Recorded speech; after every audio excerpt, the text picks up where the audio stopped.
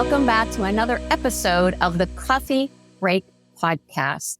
Wherever you are, I hope you're in a really great place. Today on Coffee Break, I'm excited to chat with Dr. Mary Jo Loughlin, CNO and Senior VP of Patient Care Services at Hunterdon Health. Mary Jo, welcome to the show. Hi, it's great to be here. Oh my gosh, I've been looking forward to this. Our mutual friend, Helene Burns, recommended you to be a guest on my show. And like, oh my gosh, yes, I'd love to have a chit chat with Mary Jo. So Yeah, really excited for our chat. likewise. So I'll tell you a little bit more about Mary Jo and then we'll really get into it. So Mary Jo, her organization, Hunterdon Health, was one of the first hospitals in New Jersey to become part of the Nursing Work Environments Staffing Council. Okay, that's the NWESC Council. We're talking a little bit more about that as we continue. Mary Jo's been passionate about creating a work environment where her nurses can thrive. And yes, we want our nurses to thrive. This passion started back in 2006 when she was on the advisory committee for the New Jersey Hospital Association, Transforming Care at the Bedside. And I also read that you started nursing as an LPN. That is correct.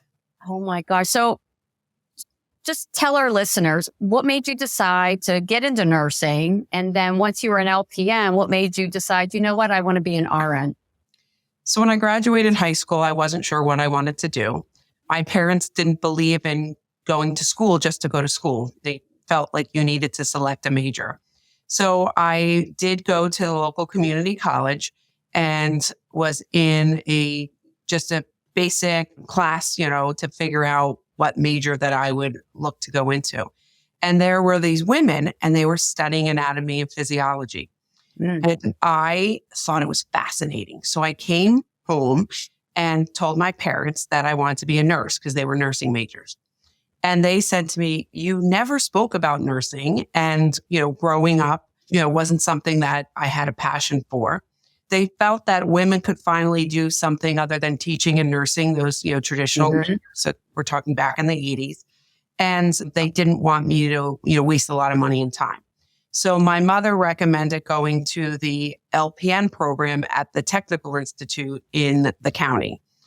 It was $500 for the program. And I think they felt that I would wind up not liking it, not wasting a lot of money and sort of putting it to bed.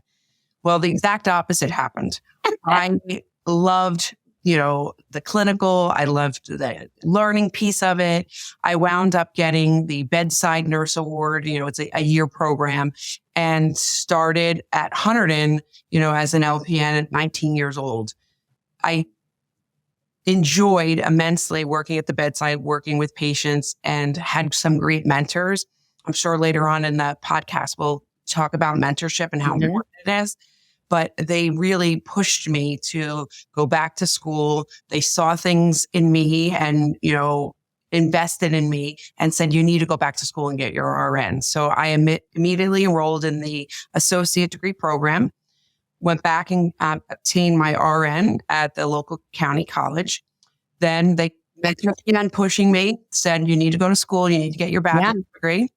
So I did that. They felt that I had leadership qualities. A lot of times we say, is it nature or nurture? I personally believe it's a little of both. And went back to school then to get my master's degree so I could go into a leadership position where I felt that I could really make a difference in the work environments that nurses work in, having firsthand knowledge.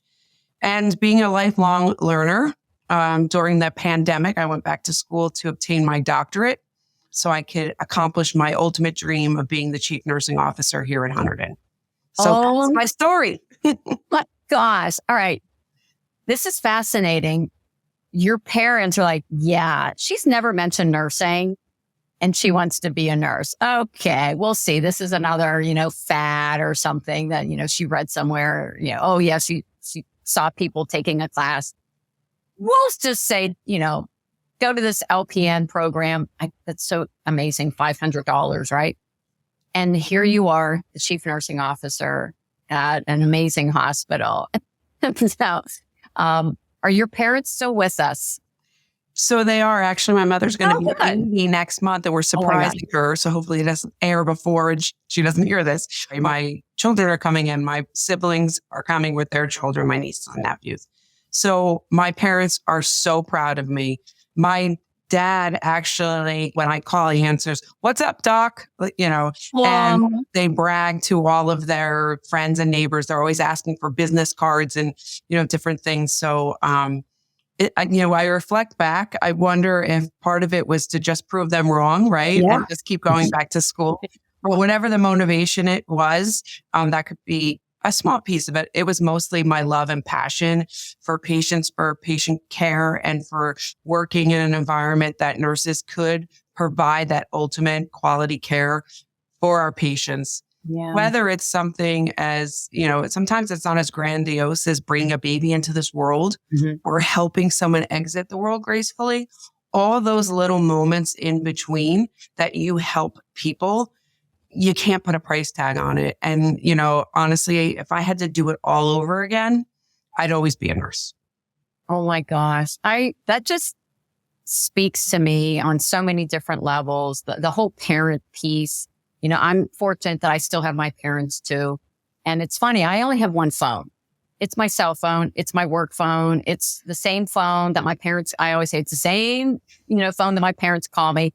But my, I am not available message is, "Hi, you've reached Dr. Renee Thompson." And every now and then my dad will leave me a message, "Dr. Renee Thompson." And he's very similar. My parents are to yours. So proud of, who I am, what I've done and the work that I'm doing, especially right now. Although I will tell you, when I decided to quit a really great job to start my own company, my dad said, "So you're not going to be a nurse anymore." And it is funny how people, not even funny. It's not funny. I get that little in my stomach when somebody says, "Oh, so you used to be a nurse." I'm like, "What?" I am still a nurse. Okay. And yeah, I always said I was meant to be a nurse, even though I didn't know it until I was probably a little later in my schooling. So I went to, college right out of high school. I was actually pre-med. I was going to be an OBGYN, and then life got in the way. And I thought, okay, I'll be a labor and delivery nurse. But when I really think about what nursing is all about, I was meant to be a nurse. And, some people end up here and for different reasons. They start on different paths, but when you get here, you know it. It's just, so I love your story. Now, this makes a lot of sense why you're so passionate about healthy work environments and helping your nurses to actually thrive. And, you've been a nurse for 36 years? That's correct. Gosh, you've seen it all. So we mentioned earlier about a mentorship program, but I first want to start, and we're going to talk about that, but I want to talk about this council it's your nursing staffing council. Can you tell our listeners a little bit about this and what successes you've seen as a result of this council? Because this, we have a committee, a council for everything, and sometimes we don't always see successes from them. So I'm really curious to know about this council and what you've seen as a result. Absolutely. So the NWESC Council was an alternative to a staffing ratio legislation that was in New Jersey that's going to mandate ratios, nurse to patient ratios. So when we looked at it and thought about it, one size fits all. Patients aren't widgets. And when I talked to my staff, their concerns really wasn't how many patients they have. It's the support and the environment, right? And where they practice and all of those, healthcare's complicated, right? And staffing's complicated. So that's only a small piece of it. So NWESC was created from ONLNJ, which is the Organization of Nurse Leaders in New Jersey. We got together, some nurse leaders, and we established a think tank. I thought, how could we, really make an alternative to a ratio bill that we felt really wasn't going to meet the needs of our patients or our nurses? So we came up with a program. And as you mentioned in the beginning of the podcast, that my hospital was lucky enough to be selected to be one of the pilot hospitals to kick this off. The council is 51% staff and 49% management. It's co-led by the chief nursing officer and then a staff nurse.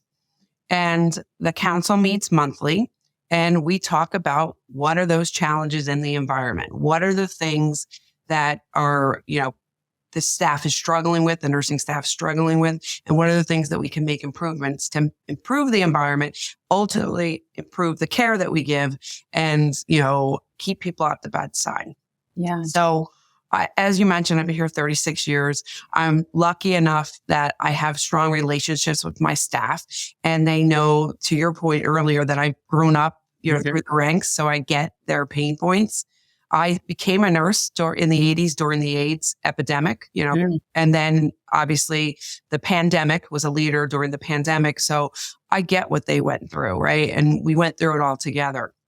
So our committee is a very engaged committee. My leaders and my nurses, we strategize, we come up with solutions. Some work. Sometimes, we try things that work and sometimes they don't. But, the definition of insanity is doing the same thing over and over and expect different outcomes. So one of the first things that came up was incivility. Mm-hmm. And that was near and dear to my heart because in the 80s, when I started as a nurse, nurses ate their young. People, I was this new, cute, young nurse. Not many younger people were going into nursing as a major at that time because, as I mentioned earlier, finally women could do things other than teaching and nursing. And I wasn't, embraced the way in the beginning at the bedside, that you would want to. So I'm a pretty strong personality, had to find the people that I knew were going to be nice and mentor me. And fortunately, I was able to do that and succeed. So when the staff started telling me there was a little bit of that going on, it really sat in my gut. And I said, this is unacceptable. And some of it really was sometimes our physician providers, sometimes it was other disciplines. And the thing that would upset me the most is if it was nurse to nurse, right? Yeah. So the team of nurses came up with this Dr. Noble. So when somebody was doing something that was not kind and maybe not civil, it's uncomfortable, especially for a new nurse to say something, right? You're intimidated. So we came up with paging Dr. Noble. So anytime somebody acted, again, not civil, not kind, we use that to just pause, take a step back, and for people to realize, maybe I didn't mean to come off that way. And apparently I did, right? And to just level set. So when we rolled out Dr. Noble, it was to the nursing staff, to our physician colleagues, and to the entire, organization to have that as our code word that you're not being kind and civil. And literally, it kind of took that pressure off, especially the younger nurses that aren't as confident and strong, to be able to say, you're not being nice without saying you're not being nice. You're not being nice, right? Okay. I have to pause for a second because, this is my happy place right now, talking about solutions to, bullying and incivility. When someone does the paging Dr. Noble, are they just saying that in the moment or are they actually paging? Because I know our listeners want to know. Are you actually getting on the Vocera something and saying, paging Dr. Noble? How is that actually applied? So they don't physically get on a PA. Okay, I didn't think so.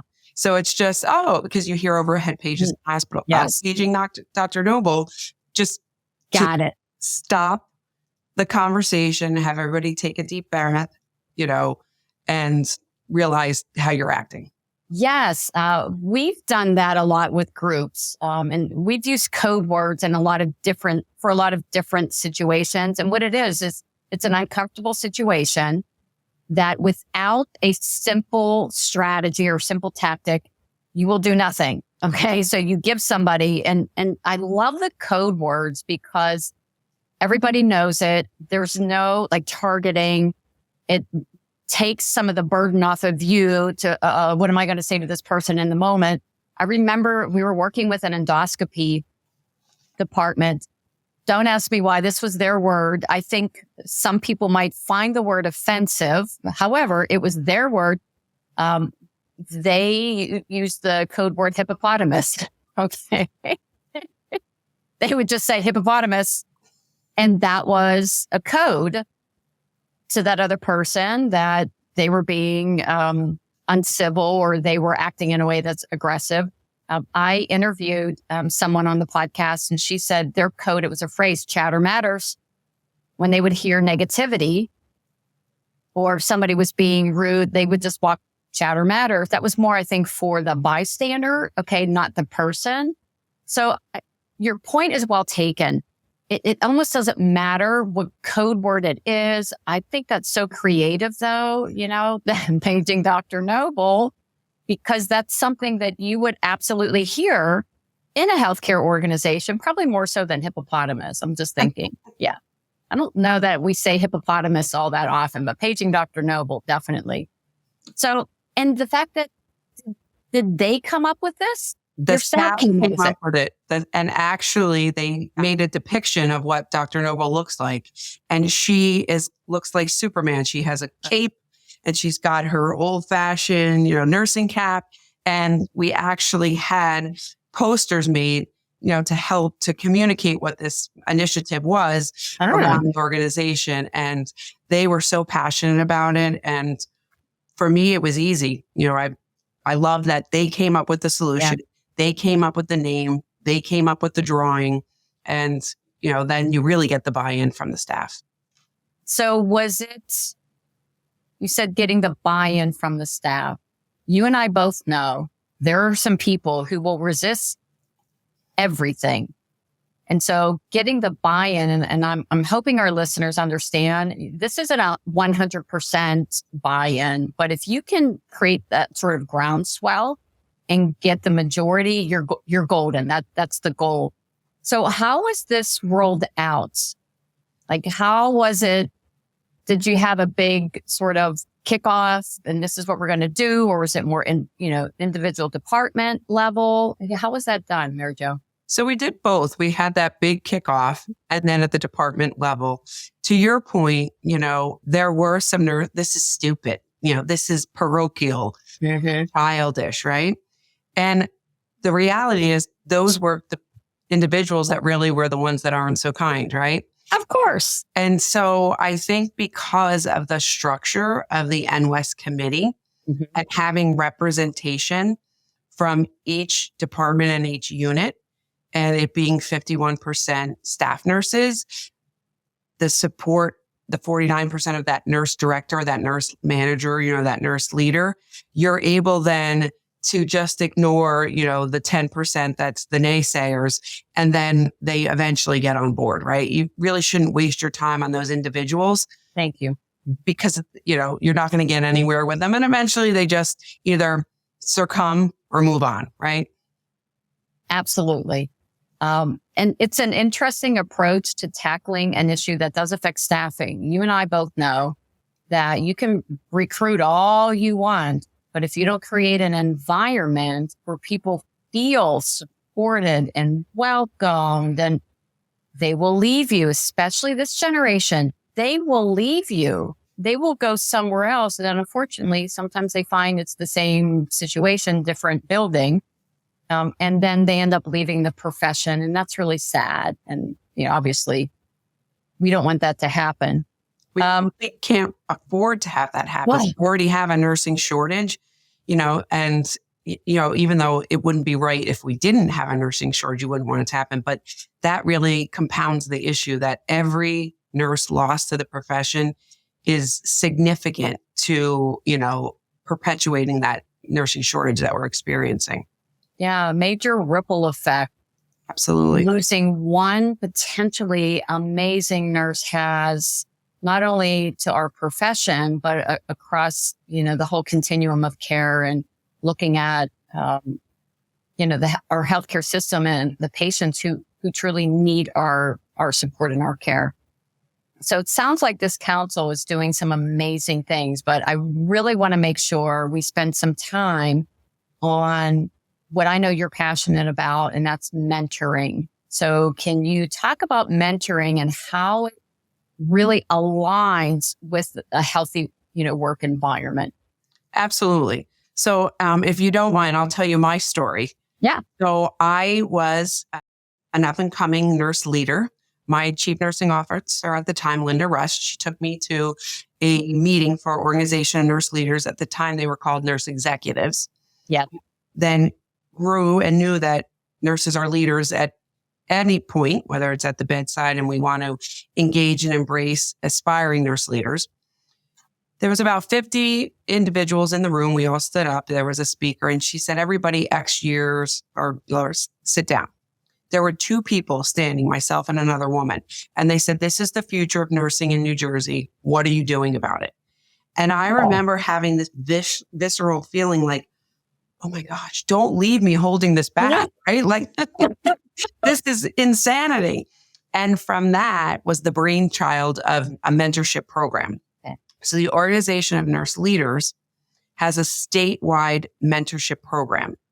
So what we establish is we have cohorts. We do one every 18 months. We're on our 9th cohort. You actually go to a workshop. So you learn what's the responsibilities of a mentor and a mentee.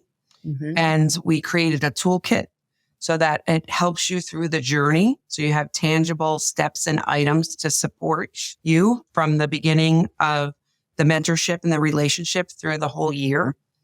This program has been so successful because we pair mentors and mentees outside of an organization. So it's interesting because we presented at Magnet. Other hospitals across the country are like, aren't you afraid that you're going to be stealing each other's talent by pairing a mentor and mentee?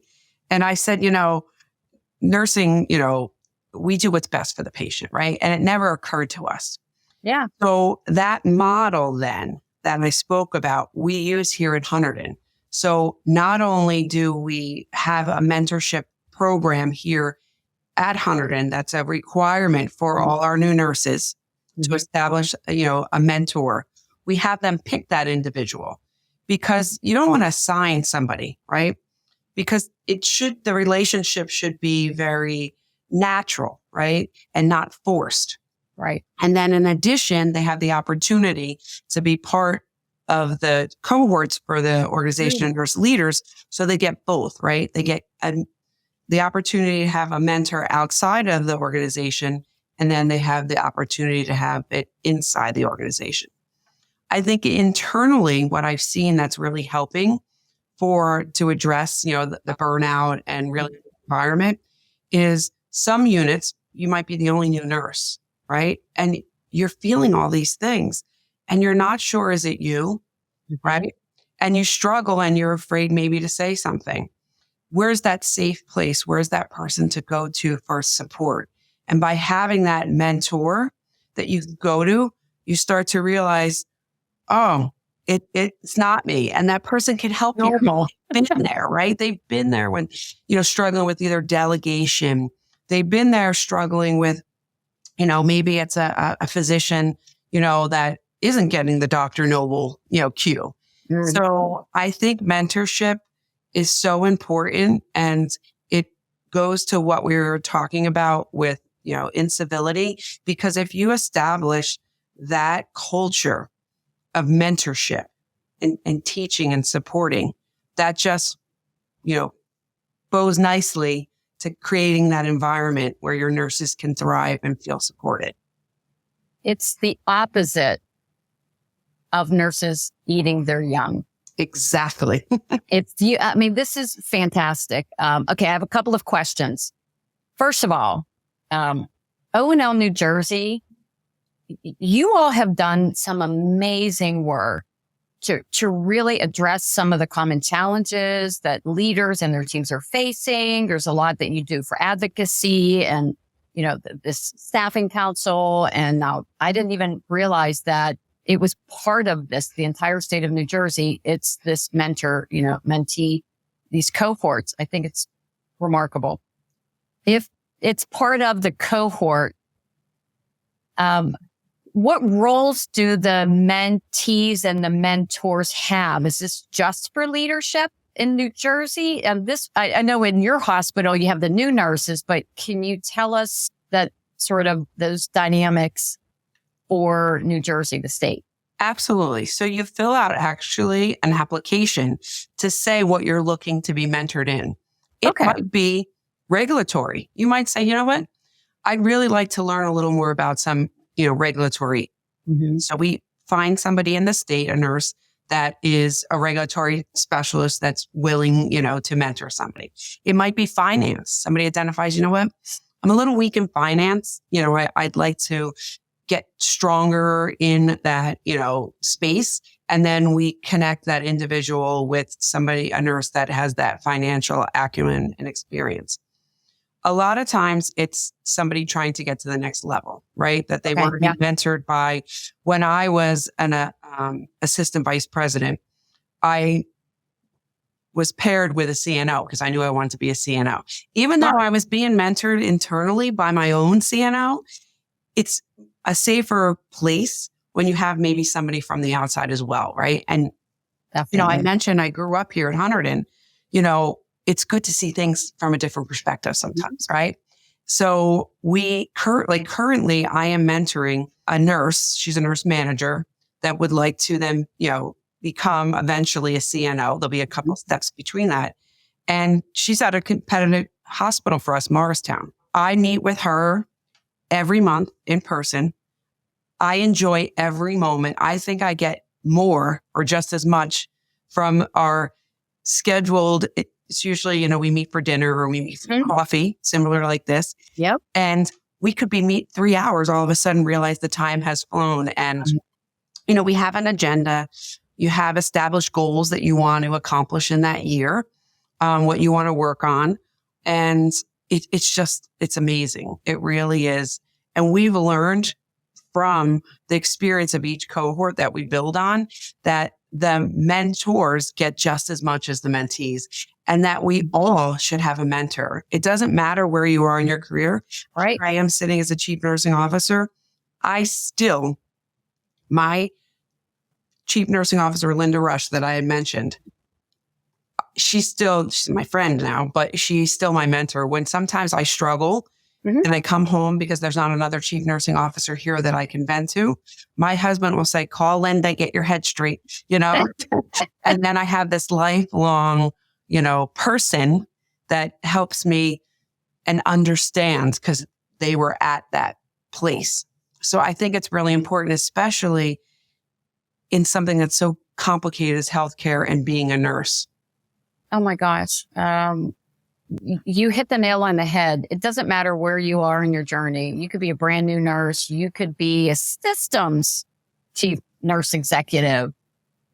Always be looking at the fact that you're viewing all of your decisions, everything that you do through a certain lens.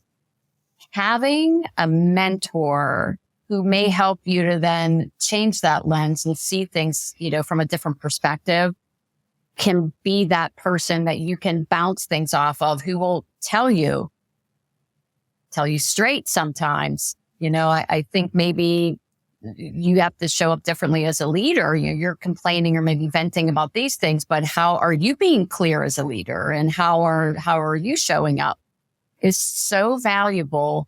I have a business coach. Okay. I kind of see him as a mentor as well, but he's truly a coach. Oh my gosh. I don't know how I would function without my calls with David, because he sets me straight in a kind and loving way and really helps me to process things and see things differently. And without that, I would not be the leader that I am today.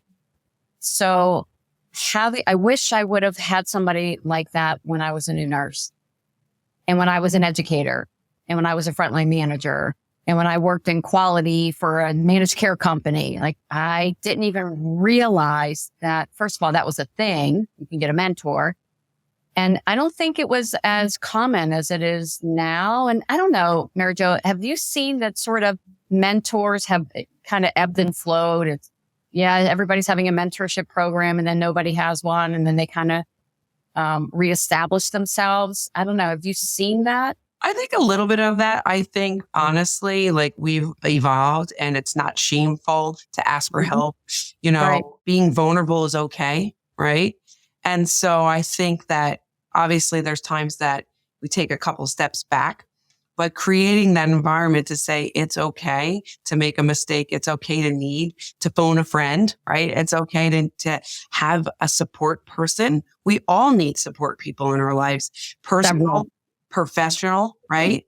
Yes. And so I think that we've evolved, as a human race, and we're more open, to asking for help and having that person, that you can lend an ear and, really support you. I actually think too, and I'm interested in your opinion, especially this younger generation, they're more willing to ask for help than I think some of us who have been in the game for a really long time. And, especially when you're new at something, it's logical that you would need help, but they're asking for it. But sometimes when you move up the ladder, you have this unrealistic view that people expect you to know it all. And it's probably even more important, say it's someone at your level, Mary Jo, that you have that external guide on the side who can really provide you with some insights. But I see benefits from being brand new all the way up through. I've been a nurse for 36 years in the same organization. And now I run, I steer the ship, I fly the plane. It's me. And I know that there is a difference between informal and formal mentorship. So what you're describing here is formal mentorship. So you have a formal program both through the state of New Jersey and in your organization, right? Absolutely. And then because you have that culture, those informal relationships and mentoring occurs. And you're exactly right. This generation, they're used to growing up on team projects, right? Yep. And that everybody works together. Back when we were in school, that wasn't the way, right? When, we were growing up. So they're more apt to ask questions. Yeah. It's okay, versus we grew up kind of got to tough it out, right? But then when you're melding these generations together in the workforce, that you have to make sure your seasoned nurses are, supportive of that culture and that environment and not saying that, you have to tough it out, right? And that, just because we did it that way, doesn't make it right. And so that's probably one of the biggest challenges, I would say, for nurse leaders right now that we're experiencing is that the changes in the generations, and I don't even want to say their work ethic, because it's just because we did things a certain way doesn't mean that this generation is wrong, right? And so we all, my other chief nursing officers, we all struggle with trying to get our seasoned nurses to not judge, that our newer nurses, they want work-life, they say balance. I say it's work-life effectiveness. You never have balance, right? No, never. No, and that's okay. It's okay that they, put themselves first sometimes. So I think that is probably, and our NWESC committee has seasoned nurses and newer nurses. And by having this committee, I think that it helps us to be able to work together. And there are things that we did really well, in the past. And then there's things that we, are doing really well now. And we need to bridge and merge those generations together and be respectful of one another and not judgmental. Oh, gosh. Right there. If you package that, bottle it up, give it out, 3 doses a day. Okay. It would solve a lot of issues. And really interesting. I interviewed a generations expert. She's not a nurse, but she does a lot of work in healthcare. Her name is Karen McCullough. And she talks specifically about this, the older generations and their judgment of the newer generations. And I'll actually put the link to that podcast in the show notes when this airs.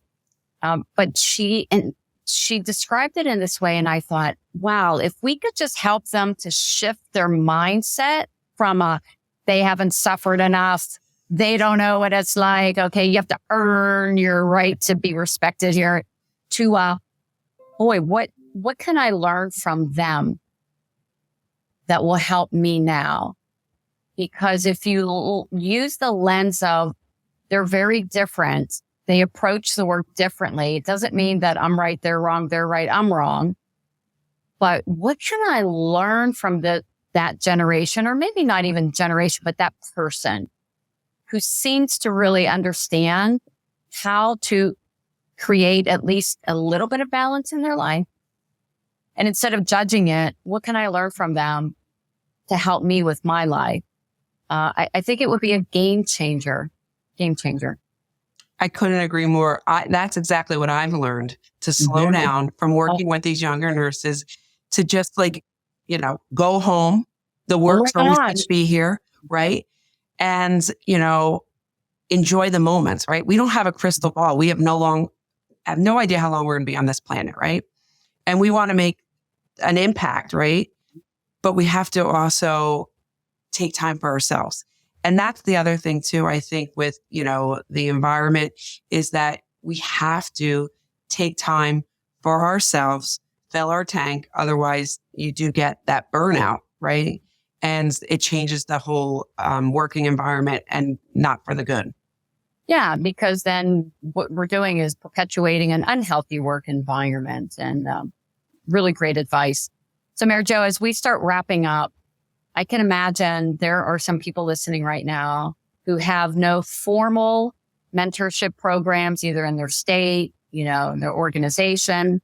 What would you recommend somebody do if they listen to this or watch this and it really resonates with them and they want to initiate something like this in their organization? Or if they're part of a regional, O&L, huge fan of O&L, region states, what would you recommend that they do to start? So I have to tell you, on the website for ONLNJ, the toolkit is linked there. So you can purchase the toolkit if you're not a member for $100. Oh, gosh. If you are a member, it's access to you for free. So we literally have had other states, because we've presented our mentorship program, utilize the toolkit. We update it with the research. So that's one opportunity. The other opportunity, I would say, is internally. A lot of organizations have shared governance councils and structure, and you could have your research council, if you have one exist, work on doing the research for mentorship, programs. There are many organizations out there, the Academy of Med-Surg Nurses, the Critical Care Association. They all have, all of the tools and all the steps, to be able to, you don't have to create this yourself. It's all out there, right? That's the beauty of the internet, and to be able to have that access. Oh my gosh. This just reminds me, it was funny. I was having a conversation yesterday about this whole abundance mindset versus scarcity mindset. This is coming from a place of abundance. Here you are saying, we have a toolkit. We've already created it. Go to our site. You can have it. Yeah, if you're a member, it's free, but $100 is nothing. Probably, a month's worth of coffee. Okay. But you don't have to reinvent the wheel when someone has done the legwork. So if you're interested, and this is something that you're equally as passionate about, you want your nurses to thrive too, especially if you're in an executive leadership role. Oh my gosh, go to the website, and we'll have the link to the ONL New Jersey website in the show notes here. We'll actually link the toolkit so that we try to make it easy for you. Okay. You can just click on it and get access to it. But then to your point, internally, I'm sure you have a research council, a professional governance, some group of human beings who would love to get involved in creating something like this in your organization. So Mary Jo, I cannot thank you enough for this amazing conversation. I love that we started with your staffing council. And how do you pronounce the acronym? NWESC. NWESC. Yeah, better than the long what it stands for. But how your incivility problem came up, and this team actually came up with a solution. I love paging Dr. Noble. Okay. I might have to recommend that to some of my clients, but then how this really morphed into a conversation about the value of mentorship and helping nurses anywhere and, along their journey. It's so incredibly valuable. So Mary Jo, if people want to connect with you, what's the best way? So they can email me directly at mloughlin@hhsnj.org. So it's MLOUGHLIN at hhsnj.org. Okay. And we'll have the link to Mary Jo's email in the show notes. And then also you're on LinkedIn, aren't you? Absolutely. Absolutely. And I have to tell you, we have our NWESC committee today. And the thing that we're working on now that came about, which sounds crazy in nursing and healthcare, is we're working on a napping policy. So thank you. Yes. We actually just encourage it. It's honestly a 12-hour shift. People need to take breaks. They need to recharge. We need to support that. And so would love to come back and talk to you about that someday. We're almost having it off the ground. And this was based on the nurses about fatigue, going home tired, an increase in car accidents. Yep. Like literally there's so much out there. And as nurse leaders and as nurses, we need to support one another to take that break, close your eyes for a few minutes, go to a quiet place. So more to come on that. This just makes me happy. Okay. Because I know the value of napping. I am an expert napper, just so you know, and everybody on my team and my family, they know I can rock the 10-minute nap. I can literally put my head down, fall asleep 10 minutes, and then I'm great. You get rid of the cobwebs in the brain.